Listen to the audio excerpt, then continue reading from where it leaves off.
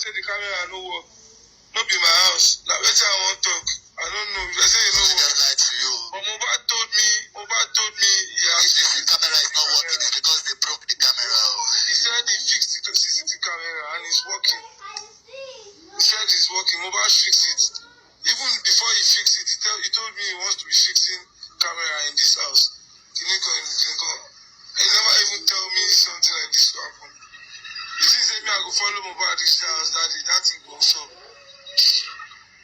I understand. That's why they made sure. Should have tell me at least. People are not blaming me. People are trying to, but I know it doesn't like waiting they stop for this to push. People just judge you for no reason. Everything happen for a reason, crime. As in, you have a lot to expose. Imagine you went in the car. Do you think you'll be able to expose it today? I swear to God. A few moments later. There are some people that you people should not even give relevance.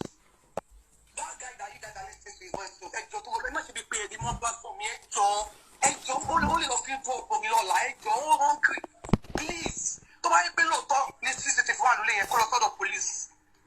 Get you understand, Ejo, Emma play anything, and show people. Ejo, to your law, we're not fully any relevance at all because time up, photo match is screen recording. All right, all right. Thank you. Bye bye. It's okay. Guys, then all the Shoniki man announce. Only please don't announce. Let me just talk. So I got other people.